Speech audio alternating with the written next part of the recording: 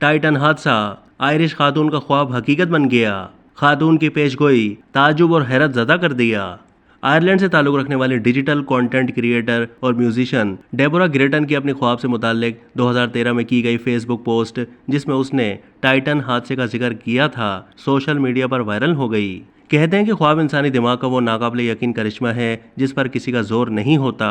ये किसी भी सेहतमंद इंसान के लिए उमूमन तब तक हकीकत रहता है जब तक आंख नहीं खुल जाए। डेबोरा ग्रेटन ने भी 2013 की एक रात ऐसा ही नाकाबिले यकीन ख्वाब देखा, जिसका तज़किरा आंख खुलने पर फेसबुक सार्फिन के साथ कुछ यूं किया कि गुज़िश्ता रात एक अजीब ख्वाब देखा, जिसमें एक बिजनेसमैन टाइटैनिक को देखने के लिए बज़रिए आबदोज़ अपने सफ़र का आगाज़ करता है। अगले ही लम्हे उसके कुछ हिस्सों से पानी निकलना शुरू हो जाता है और फिर ये अपने पहले ही सफ़र के दौरान तबाह हो जाता है। मुस्तकबिल से लाइम डेबोरा ग्रेटन ने अज़राए मजाक लिखा कि शायद इस पर कोई अच्छी फिल्म बन सके।